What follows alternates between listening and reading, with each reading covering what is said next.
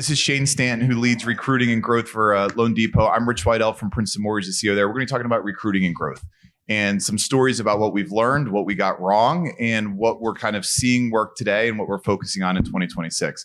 So if you want to leave, we'll close our eyes. It doesn't matter. All right. So I want to give a little bit of my background, just so you know where I'm coming from as I share this. So I got started in residential mortgages at the end of 2017. Went into the wholesale space. By 2021, we're the 20th largest wholesaler in the industry. As you guys know, wholesale, UWM, Rocket, we exited wholesale and transitioned to 100% retail. Since then, so that was like 22, 23, 24, we'll do about $500 million this year, and we're about a $700 million run rate.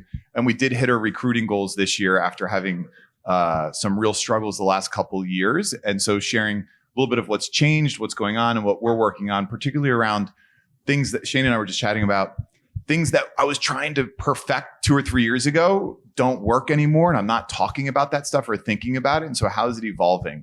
I got to know Shane.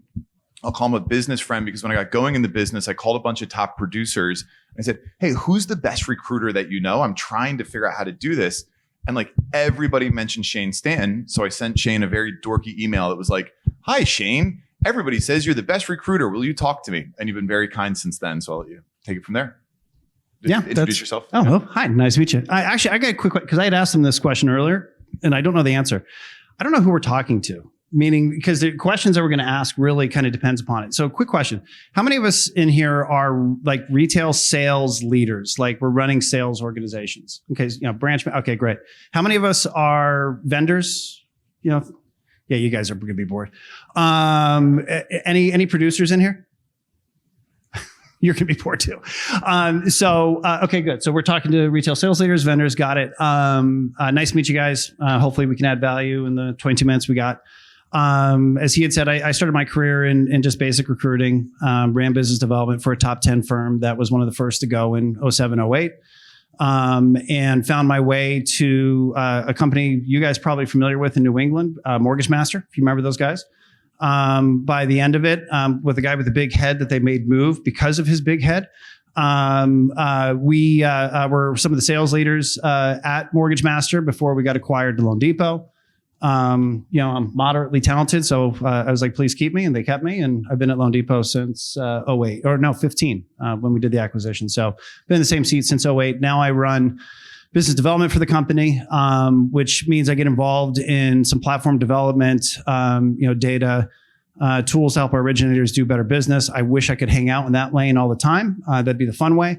But for those of us in sales leadership, we know if you look at market share reports, the companies that are recruiting are the ones that are getting market share typically. So we spend a tremendous amount of time in that as well, which is why I think we're talking about recruiting. Great. All right, let's dig in. So we're going to ask each other a couple of questions. I welcome anybody to raise their hand, interrupt. Let's have some fun with it. So the first question is, how has recruiting changed over the last 5 or 10 years? Goodness. 10 years ago, if we met a loan officer at an event like this, did we have any idea if that originator was a 1 unit a month producer or a 20 unit a month originator? Like we had no idea what we were talking. And that was always my favorite, by the way, recruiting back then. You'd go through this whole process. You meet them. It's great. It's awesome. Can you send me your pay stub, W-2 or production report legally? And they made 15 grand. Damn it. Clearly data has completely changed the recruiting landscape for us in some great ways, right? It's like most technology coming out of the gates. It's got the best of intentions.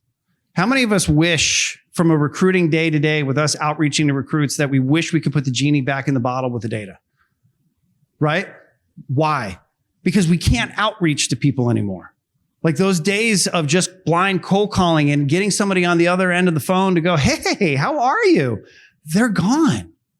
They're gone. It sucks. So from the massive change is data has really changed the landscape of how we have to connect to recruits. It's also unfortunately been weaponized. How many of us have felt that we've got organizations in our business that are turning recruiting into a transaction, right? How many of us have got loan officers on our teams that have received blind offers from companies saying, I'll give you, literally, I just had one of my producers just send me a box with a card. I won't go any more detail because I'll give the company away, but it said, we're going to offer you $43,726. If that doesn't sound like an Excel spreadsheet with a formula built in, populating into a piece of marketing, nothing does, right?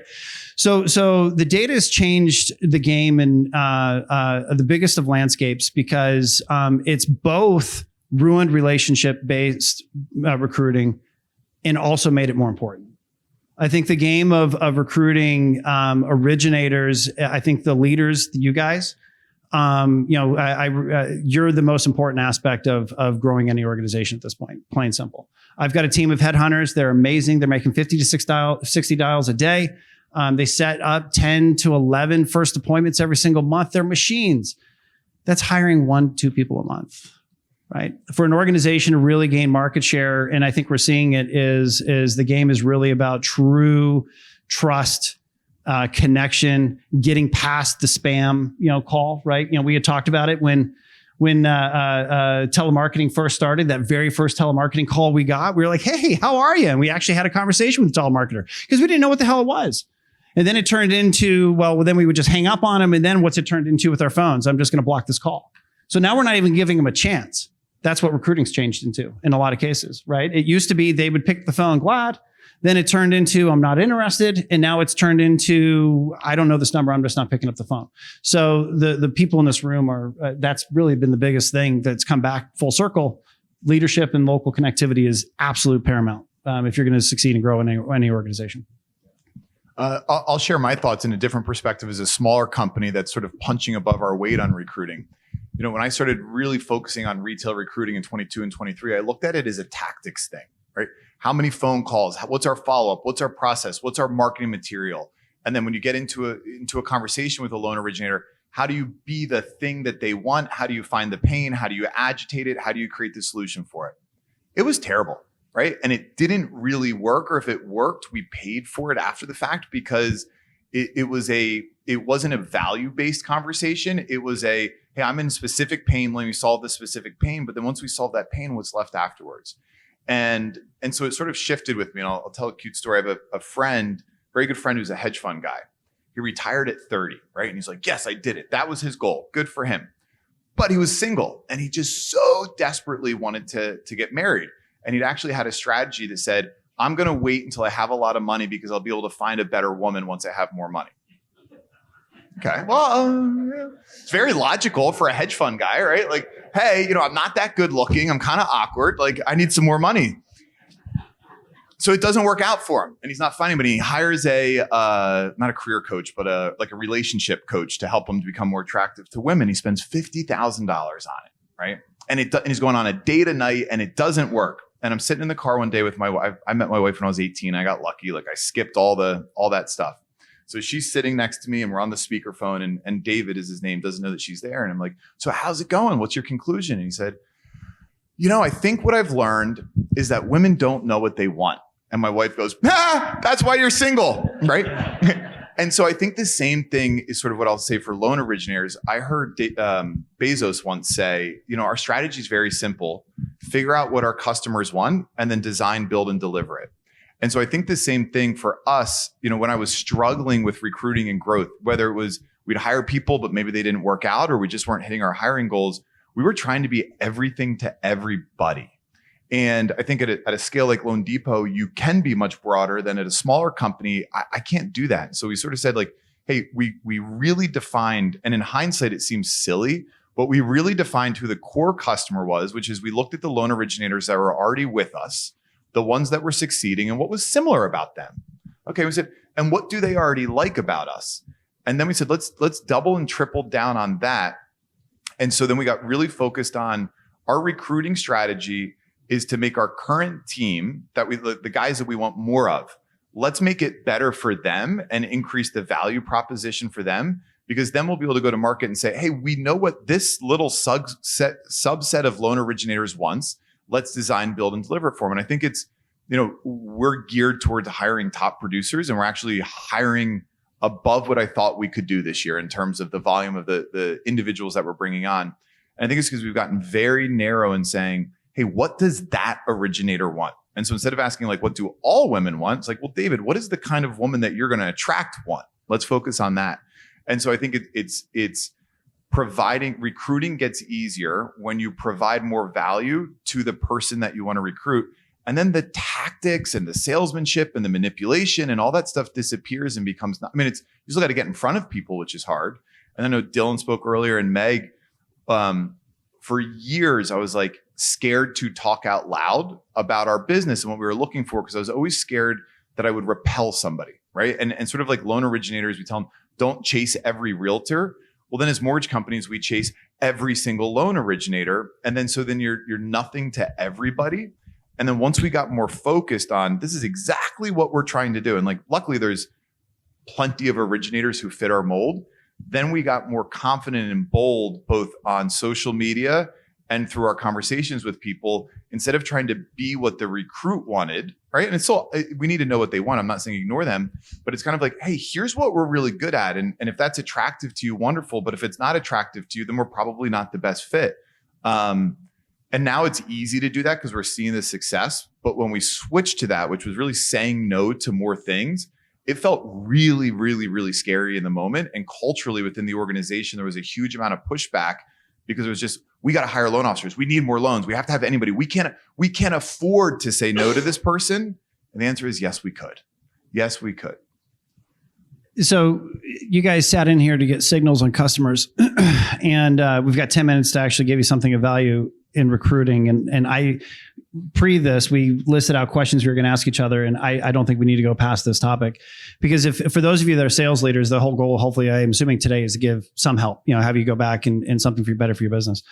And what I think Rich just spiked on for any sales leader is the absolute one thing that if you were to say, if I want to grow my business better and be a better sales leader, what do I need to do?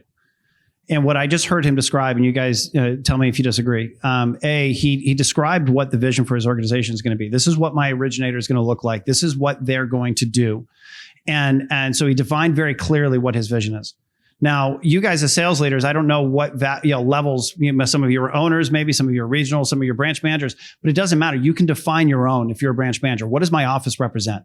What is my office's role in this community going to look like? How are we going to engage with borrowers and realtors, and how are we going to give back? So just defining what that vision is. And then the second thing is, did you guys hear how he started with a cutesy story and then he got very serious, very convicted really fast? Like, you could tell that the second he was talking about what his vision is and what his value is, like the gloves came off. I believe in this. This is what we stand for. I see a lot of leaders in the business, they don't have, in the recruiting space, the conviction they had when they were originators. Like, if I've got two loan officers in front of me, I got loan officer A, they're talking to a borrower, I'm listening to them on the phone, and loan officer A is like, if you could send me, your pay stubs and, documents whenever you get a chance, that'd be great. Loan officer B is, I'm excited that we're going to do this deal, right? All right. So what we just talked about, it can happen, but here's the thing I'm going to need. I'm going to need you to get me everything within 24 hours. If you can't get it to me within 24 hours, that's cool. I'm going to still work with you, but what we just discussed is going to change. Can you get it to me within 24 hours? The only difference between the two people is conviction, right? And confidence in the ability. And every single time we know loan officer B is going to get the documents better, packages are going to get closed quicker, and the borrowers are going to be attracted to them more, right?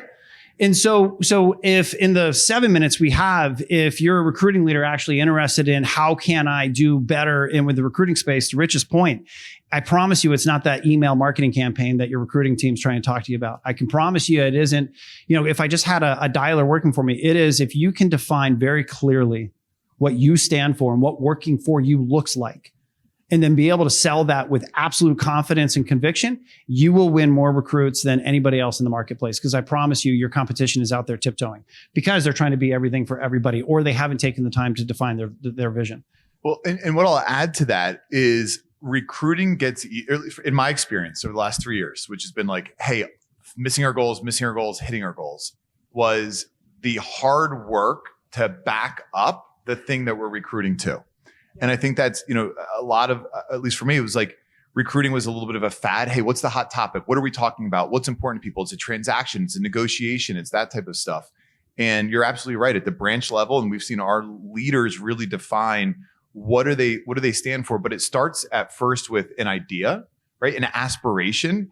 And then it takes 12 to 18 months to actually create the value that you want to provide to those loan originators. The other thing that I'll say is I think Meg and Dylan spoke about it. You and I, especially with the changes that are happening, I admire what you guys are doing with cold calling.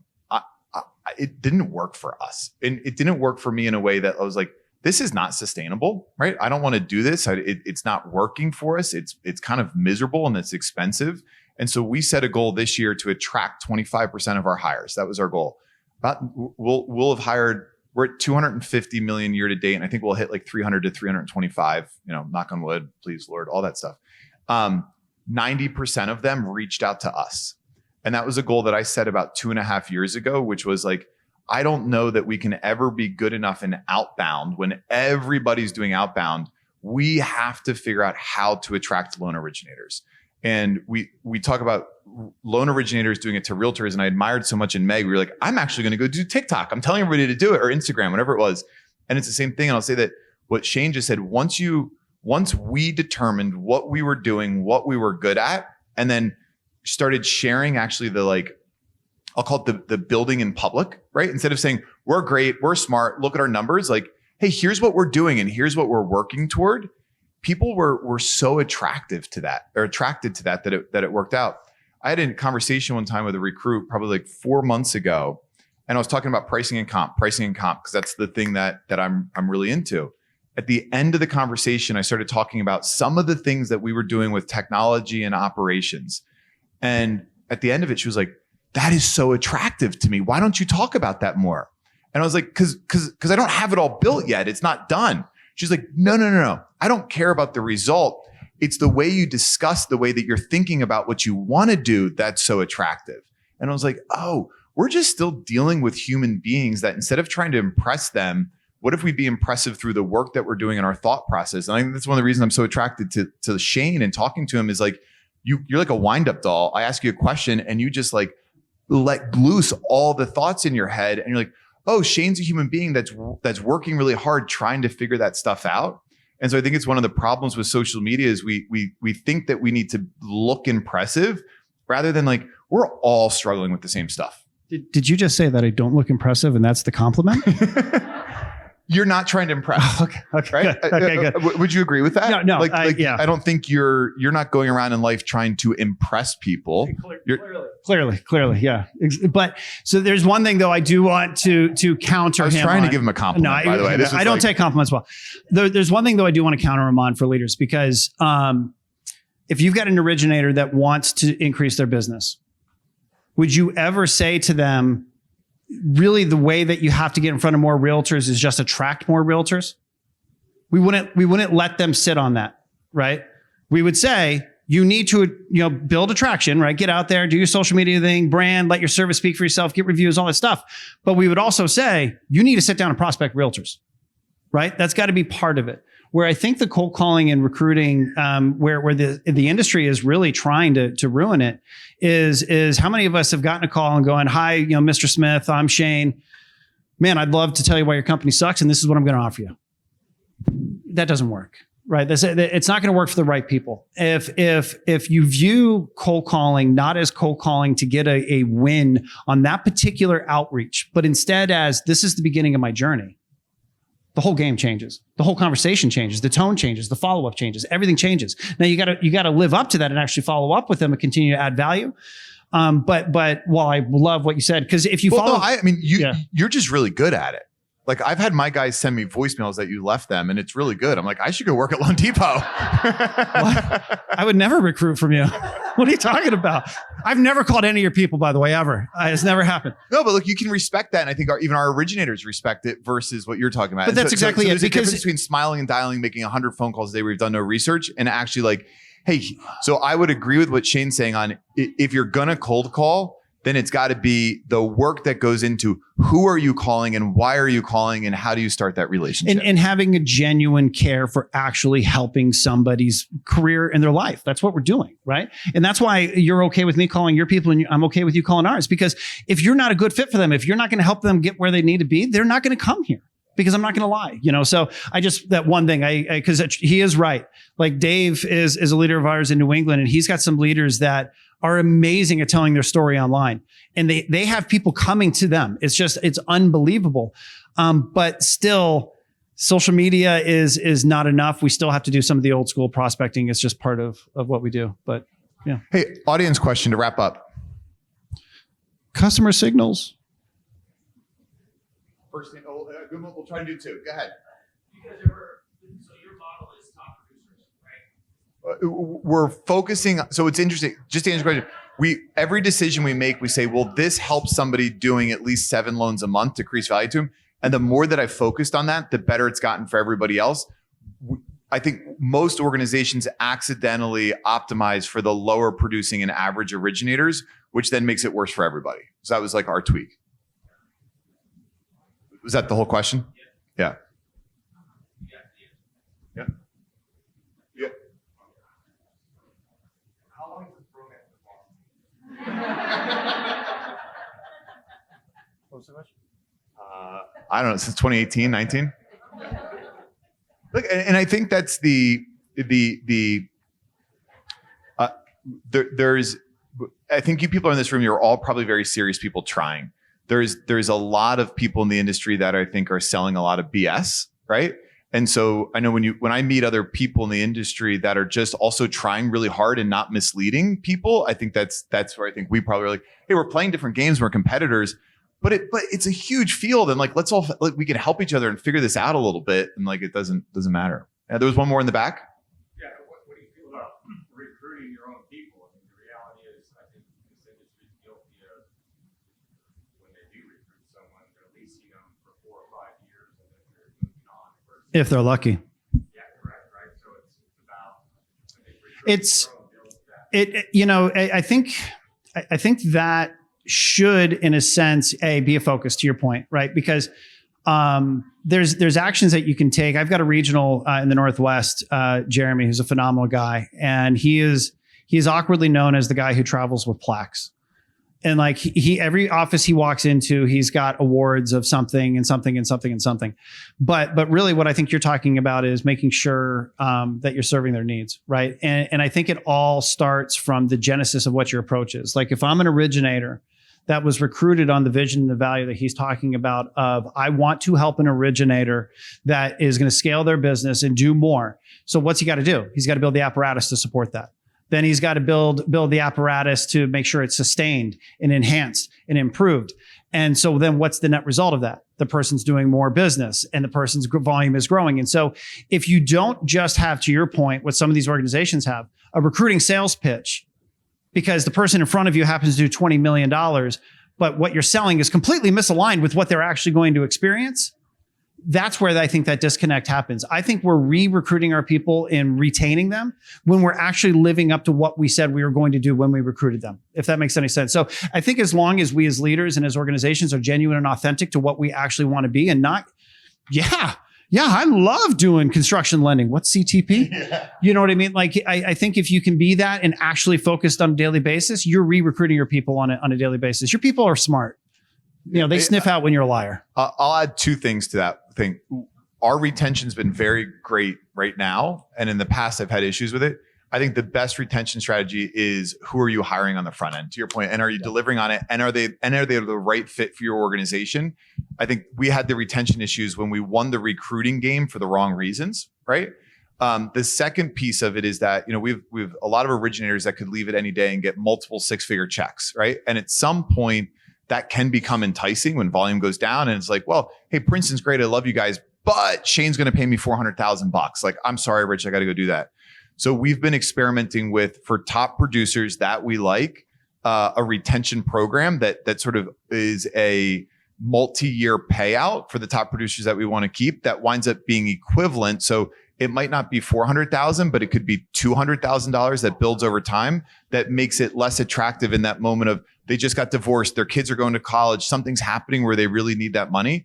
I didn't want them to feel stupid for not making a change and taking that big check. And I don't have enough data to say whether that's perfect or not in terms of we've done that for the last 18 months, but I think our guys appreciate it to the point where then they don't even take the recruiting call because it's like they're off of it. But I think the biggest piece is hiring the right person that's going to fit your organization and having them join you for the right reasons, which makes the upfront recruiting more difficult because you're being more selective. But then you're winning on the multi-year piece of the retention if you deliver what you're recruited to. So, but this is where this is Pandora's box. I mean, I could talk about this for months and days, but we can't because I got Mike and Rick like with fists wanting to punch me. So thank you very much.